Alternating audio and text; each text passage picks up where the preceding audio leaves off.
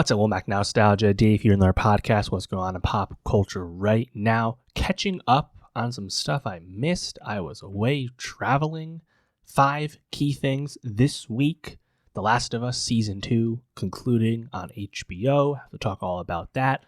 Lilo and Sitch, the latest Disney live-action remake, is here. Mountainhead, new HBO film from Jesse Armstrong, creator of Succession. And on the music front, 17 and Miley Cyrus. So make sure you subscribe, youtube.com/nostalgiapod, linktree.com/nostalgiapod, see links below. Get the best of 2025 Spotify playlist linked below. Let me know what's good, and let's get into it. What's up, Womack Nostalgia? Dave here with a review of 17's 5th album, Happy Burstday. 17 celebrating their 10-year anniversary as a K-pop group at Pledis Entertainment. And this is a notable album because 17, of course, by nature of being in the game that long, is approaching their military service. Their 2 oldest members are actually already doing that, so they're getting ready for that hiatus that faces all Korean male entertainers at some point. And yeah, I think it's a fun time, I guess, to natural point to reflect on what 17 has been to this point. And of course, we have a full-length K-pop album to think about right now, which is very much uncommon, as I often talk about with new K-pop releases. I think 17, to their credit, has certainly been one of the standard bearers when it comes to male K-pop amidst the BTS hiatus. I think this side of TXT and Stray Kids and ENHYPEN, 17's been right there as, one of the biggest and most successful and most consistent groups, of the last, handful of years. And, for me, I've never been able to fully grasp 17 really just because it's such a massive group. I mean, 13 members. It's really hard to, for me to get into the music beyond its surface, beyond just the individual songs and whatnot. It's a similar feeling I've often expressed about NCT. It's just a bit too much for me. But, Pledis, of course, Hybe subsidiary, independent sub-label type thing. Pledis has been in the news lately because, of course, Promise 9 left that label under, not the best terms. But they also have the new boy group, To Us, which is, new and nascent in their career, but successful thus far. But 17, at this point, they're veterans in every sense. And while this is certainly a full-length K-pop album, 16 songs, 49 minutes, it's actually only 3 group songs with the other 13 songs, various solos for the group. So not the true definition of a group album, but we'll take what we can get. It's still a lot of music. By nature of having 13 solo songs, 17's 5th album, Happy Burstday, is a bit all over the place sonically. It really has big shifts across song to song in terms of genre, in terms of vibe. One of the group tracks, Thunder, really stands out with its fast pulsing bass, the rap very much giving me Pitbull vibes, Far East movement type thing, but it's a club record. This is in the vein of aespa's Whiplash, which is a good comparison for me. And then my favorite of the group tracks would be Bad Influence, produced by Pharrell Williams, which I think has just great vocals, a fun bass, excellent hook, busy chorus that has a lot of layering but seems to really work. Very slick song overall. I find it quite catchy. And then you get to all these solo tracks, and they are wide-ranging. I like some of them. I don't like others. They're all over the place. But of the highlights, for me, you have Shake It Off, the Mingyu solo, which is an awesome pairing with Thunder because this is a straight-up house song. This is a pure club banger. This is something Tiesto would play at Berlin. And I just never expected to hear that on a K-pop record. My only note on that song is that the vocal mix is a bit off. It's almost a little hard to hear Mingyu because his vocals just are softer compared to the powerfulness of the beat. The Hoshi solo, Damage, produced by Timbaland, has another pulsing chorus. I really like when the bass drops on that one. These songs, though, compare them to 99.9% from Wanwoo, Piano Joint with horns. It's just so different. Shining Star from Vernon, I think this one, it's an electro song. You have the guitar hanging out, again, kind of out of nowhere. Big jam on the chorus, though. I think it works overall. Trigger from Dino, I think the beat is great here once again. Honestly, gave me Pharrell vibes once again, even though it wasn't produced by him. One of the best choruses on the whole album, though. I think the melody is very sticky there. Jungle, the S-Coupe solo, I think the rap is great on this one. I love the chant, under the vocals, that drum tempo, the aggression of the flow of the whole song, I think really works. Happy Virus, the DK solo. I just want to note that that is a hilarious title. Wasn't expecting that. Song's just fine overall. And yeah, I mean the other solos didn't really grab me too much. Like I said, it's a big grab bag because they're clearly each of the guys came into this one to do their own things. So when you put it all together, it's just a big melting pot. But yeah, 17. Shout out them. Obviously, it'll be sometime before we hear back from them with the military service beginning. I'll be curious if we get any solo records from these guys. Maybe some of the higher profile guys like Hoshi or Vernon or something, perhaps. Not really sure. But yeah, 17 as a full unit will be, 2+ years out at this point.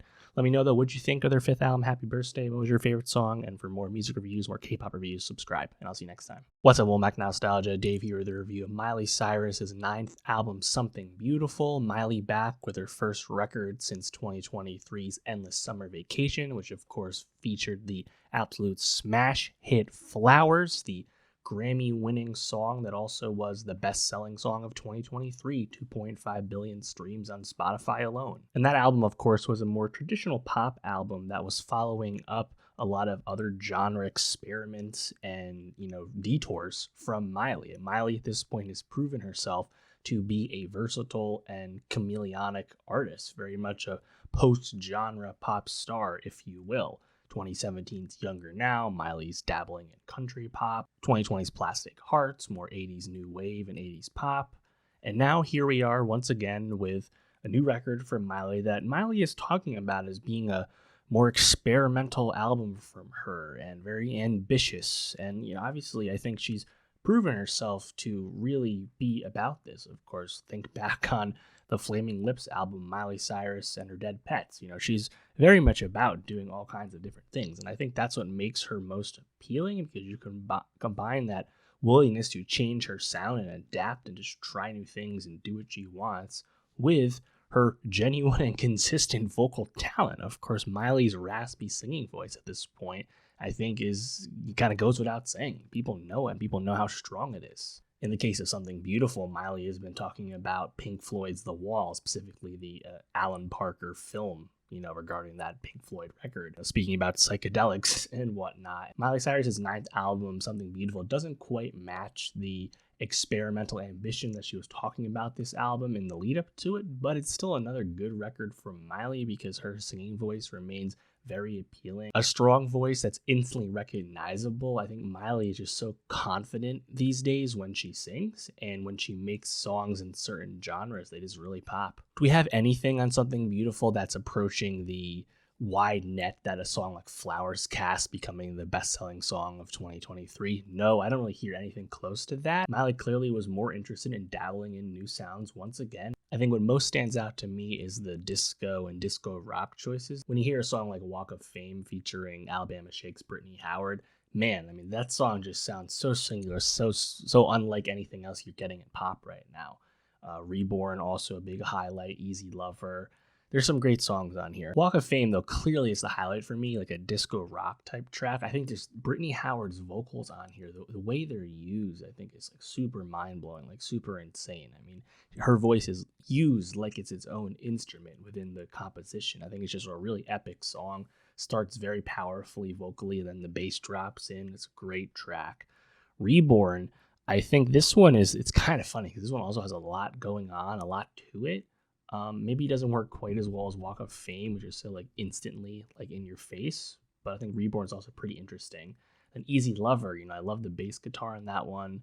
Another big chorus, lots of flair from Miley. We know how flashy she can be, and I think with this album, there's just a lot of touches. There's a lot of like big moments with the production, with the instrumentation, things changing, that there's just a lot of big highs on Something Beautiful. More to Lose, I think Miley's vocals are great on that one. The rasp is on a full display there, but she's very emotive. I think that the song like is very successful. It really grabs you. I love the way the snare drums kick in as well as the song progresses. Almost becomes a bit of a torch song in a certain sense. She's singing very raw on the bridge, almost like an electric saxophone type sound. I wasn't exactly sure what the instrument was, but definitely jazzy feel in part. End of the World, also a highlight for me. I think the drums right away really jump out. Then you have some fun piano flair, vocally very strong. And the beat's very good. Chorus maybe a little bit thin, maybe underwritten in a sense, but I think overall the song still grabs you. Now you have these spoken word interludes, which are all fine and good. I think the Naomi Campbell feature is amusing enough. Very kind of matter of fact, brief lyrics from her, of course, not actually a singer. And yeah, like I don't think this is like a massively like cohesive album in a certain sense. I think emotionally Miley's pretty consistent in terms of her songwriting and whatnot. To me though, the album is most appealing for the way it sounds and the way it changes its modes throughout the runtime. I think that's what's coolest about it, and again really I think is of the greater piece of what Miley Cyrus's album discography is at this point. And this is just another notch in the belt for Miley's kind of pop journey, and I'm here for it. I think she's always really fun to pay attention to because she's obviously, I think, a great celebrity, arguably the most successful post Disney Channel star this side of Ariana Grande in the last 15 years or so. So she's unique. She's one of one, and she's not ever boring, which is all we can really ask for, I guess, with pop these days. Let me know though, what'd you think of Miley Cyrus's 9th album, Something Beautiful? What was your favorite song? And for more music reviews, more pop reviews, subscribe, and I'll see you next time. What's up, Womack Nostalgia? Dave here, the review of The Last of Us Season 2, out in full on HBO. The Last of Us, man, I feel like we've been on such a journey with this second season. I'm getting into it a bit late. I was away when the finale dropped last week, but gotta check in on this, of course, because this is the latest hit HBO Sunday night show to start or continue 2025 for us. And a lot's been made of The Last of Us Season 2 ratings and a drop off from the finale to the premiere with Season 2, and despite all that, it's still averaging a healthy 30 plus million viewers. The season is still bigger and ahead of Season 1. This is a big hit, and it'll continue to be a massive hit in the catalog until Season 3 comes around. Don't pay too much attention to that talk. But Season 2 has changed things up from Season 1, both from a narrative and just a general TV making approach.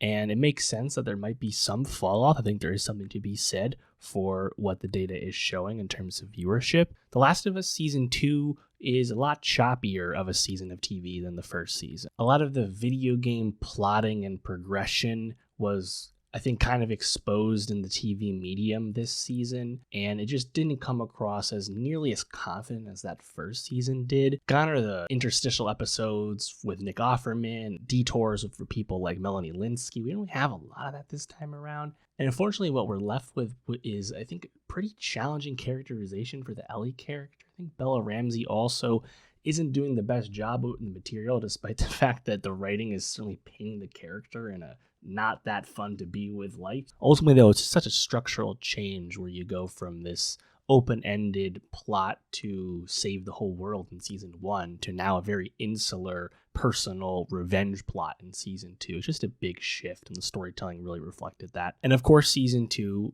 really mirrors the game, Last of Us Part 2, in most respects. From what I understand, I haven't played the game. I played some of the first game. Episode 2 really kicks off with the inciting incident of Season 2, where Caitlin Dever's Abby character kills Joel, Pedro Pascal, for his actions at the murdering of the Fireflies at the end of Season 1.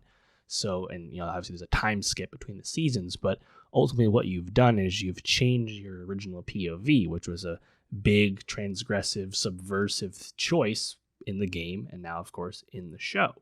And again, the season has really changed, and it's a different show straight up as a result. And I think the Ellie character comes across as very, very selfish and self-centered in a lot of this season. And the writing, I like Craig Mazin. I think Craig Mazin's an excellent TV creator, and what he's done at HBO, what he did Last of Us Season 1, of course, Chernobyl, it's a great team they have there. And yet, I think the Ellie character in Season 2 is left time and time again with just a lot of like expletive-laden emoting, and it just doesn't come across as very sophisticated. And as a result, the Ellie character is not someone you super like being around.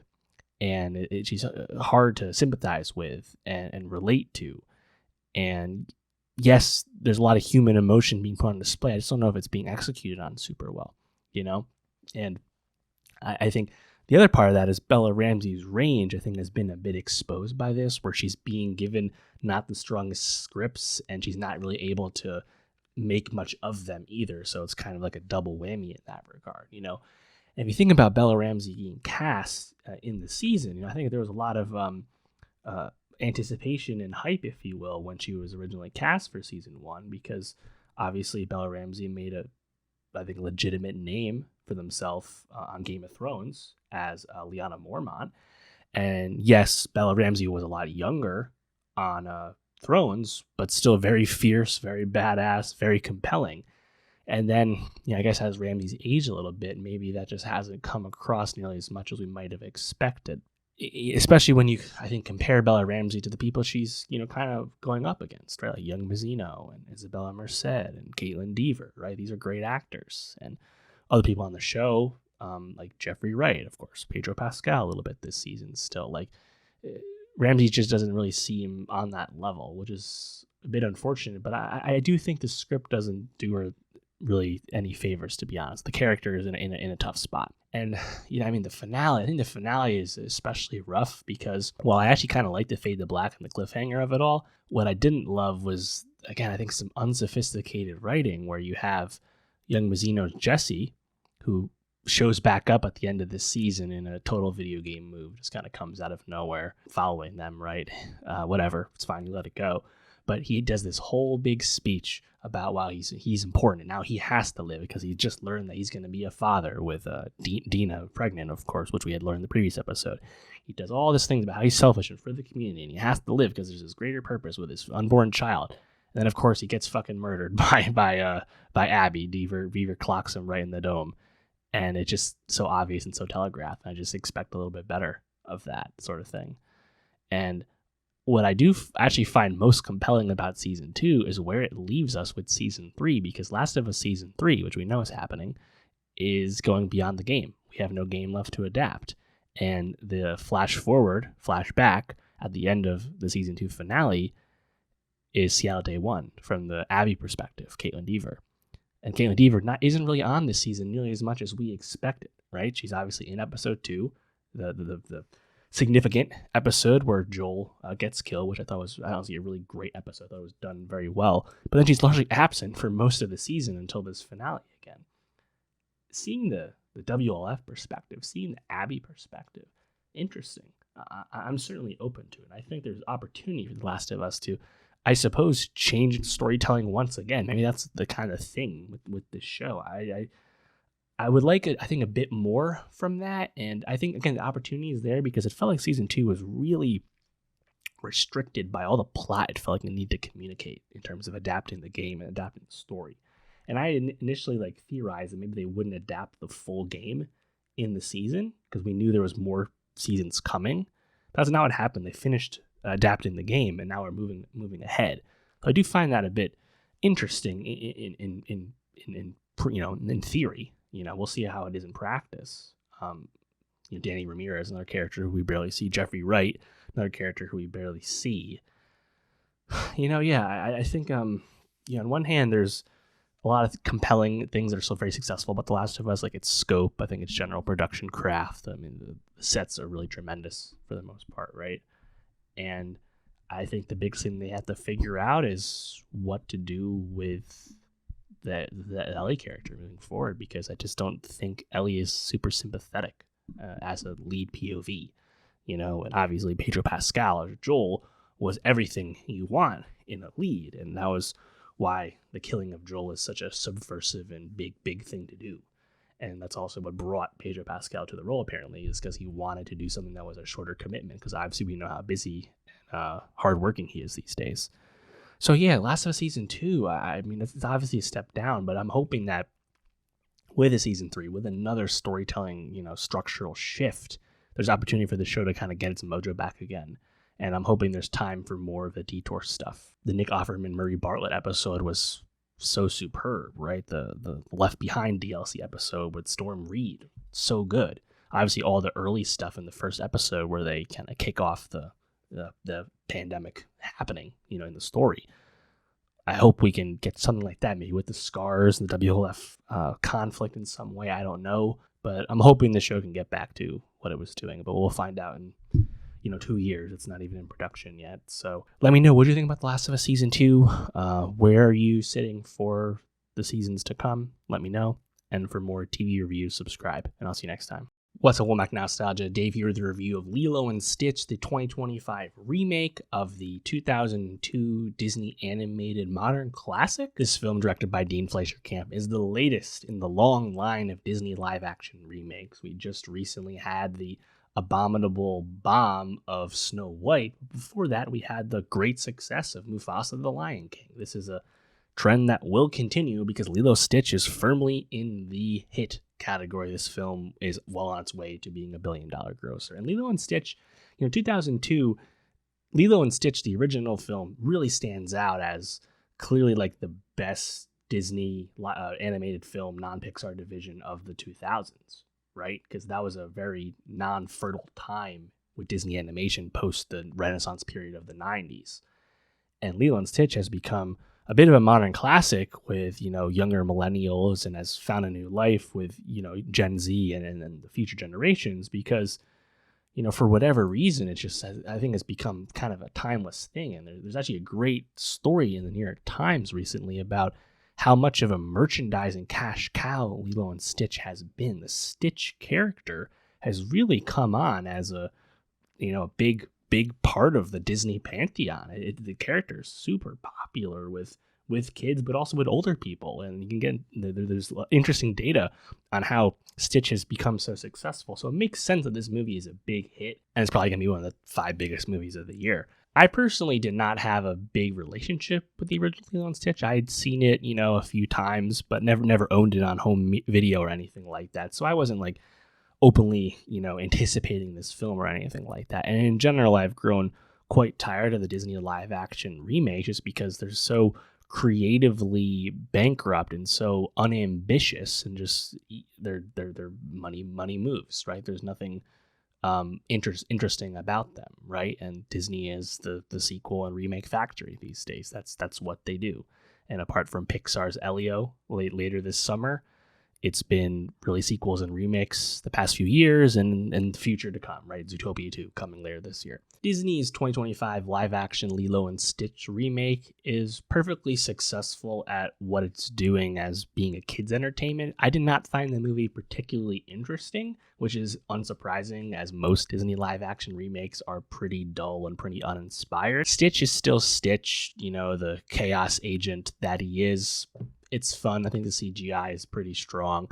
But what's I think best about this film is the actual human performances. The real life people performances are pretty good. Maya Kealoha, who plays young Lilo, very good for a young child actor. Sydney Ongdong, who plays the older sister Nani, I thought made a big impression. Billy Magnuson as one of the aliens trying to capture Stitch, I think is hilarious. They're the reason why you want to see the movie.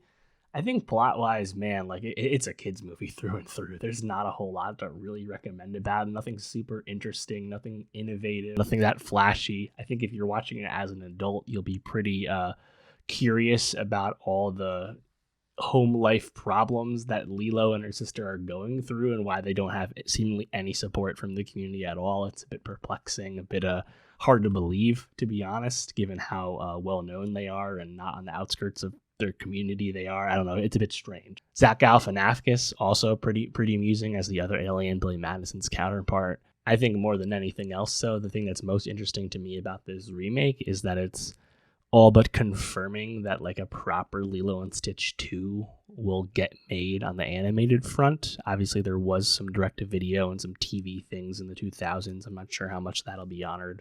Lion King 1.5-esque energy and all that.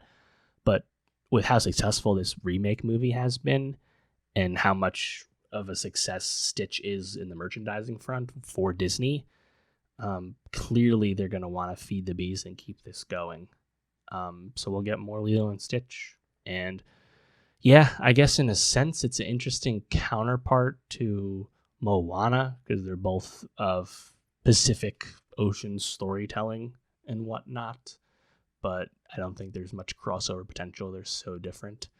But yeah, I don't have like a whole lot really more to say about the movie. I didn't really enjoy it all that much as someone who's not a fan of Lilo and Stitch, the original. Again, I've just seen it a few times. And I didn't even pick up on a lot of the changes with the ending and stuff. I don't think it's a big deal that the older sister goes away to college at the end. I think that's a pro-family move. I don't think that's her abandoning the family, especially when they have a portal gun that lets her go back and see Lilo and Stitch whenever she wants anyway. I think that's pretty stupid to complain about a change like that. Nevertheless, let me know, what did you think of Lilo and Stitch 2025? Did you like it as an adult viewer? Are you a big fan of the original? If so, let me know what you like most about it. Clearly, I'm just not someone super into the property. Let me know. And for more movie reviews, subscribe. And I'll see you next time. What's up, Welcome Back to Nostalgia. Dave here with a review of Mountainhead, Jesse Armstrong's new HBO film, his follow-up to Succession, which ended almost exactly 2 years ago at this point. Before getting into the film itself, Mountainhead is so interesting because of how quickly this film came into existence. I mean, it was only being written by Jesse back in January, and they only filmed this thing 2 months ago out in Salt Lake City. A very fast production for a film, and it's primarily a one location story, so I guess it's possible, but pretty impressive that it was able to come together. And you have a lot of the greater Succession team involved with Mountainhead. Nicholas Bertel doing the score again, Mark Mylad's involved as producer, other Succession alums here as well. Mountainhead has an appealing premise. What if 4 tech billionaire CEOs are holed up at a mountain retreat while the world crumbles around them? A great fit for Jesse Armstrong's writing and his general point of view that we've come to know from Succession. 4 CEOs played by Steve Carell, Rami Youssef, Jason Schwartzman, and Corey Michael Smith, all playing various analogs to real-life people we know. I think Corey Michael Smith makes a big impression as an Elon-esque figure. Rami Youssef also is pretty compelling in the film as well. The use of tech jargon without really holding your hand about what they're talking about, again, pretty reminiscent of Succession. I do think that the satirical point the movie makes is made pretty clear from the jump, and then the film doesn't really progress too much beyond that, so there's not really like another shoe to drop when it comes to watching Mountainhead. But for what it is, and again, kind of grading it on a curve because it's an HBO film, I do think it's pretty enjoyable. I most liked a lot of the lines, especially in the beginning. I mean, some of them hit really well. I mean, no droids in the cantina when one of them's telling the staff to fuck off and not hang out with them. Dark Money Gandalf was your interior decorator Anne Bland, referring to Uzbekistan and the other countries ending in Stan. The line, the stands, I think we only have G20 bandwidth. There's some great lines, albeit all these characters are super fucked up in their own way. And I think the grounding of AI in the stories, particularly what if these AI deep fakes and AI misinformation is so strong and so compelling that it's actually moving the world and making grand market moves and real violence and pitting countries and communities against each other worldwide, and how scary that is. And you can contrast that with how detached from reality these uber wealthy people are, and their mind goes to almost like taking over the world as a way to get out of the chaos, and like just the portrayal of these bad people with their immense wealth and influence.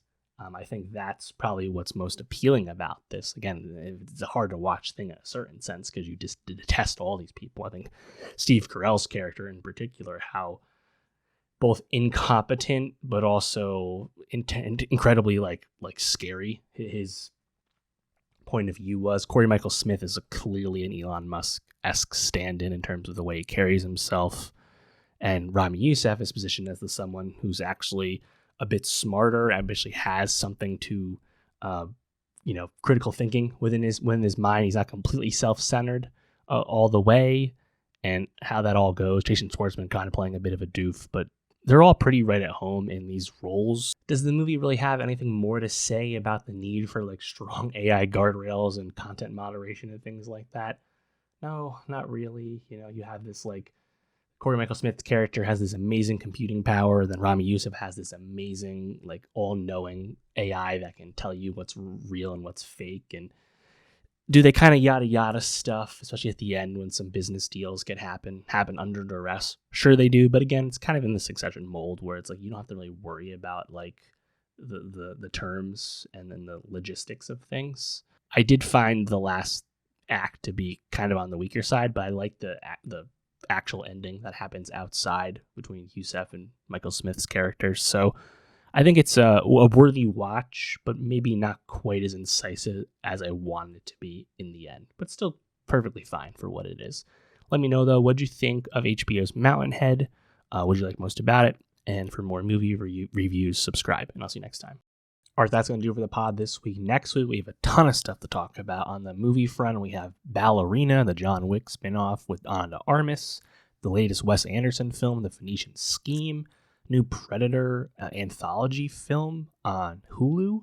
And on the music front, Itzy, Kiss of Life, and Hypin, Addison Rae, and Little Sims. So make sure you subscribe, youtube.com/nostalgiapod, linktree.com/nostalgiapod, see links below. Get the best of 2025 Spotify playlist linked below. Let me know it's good, and I'll see you next week.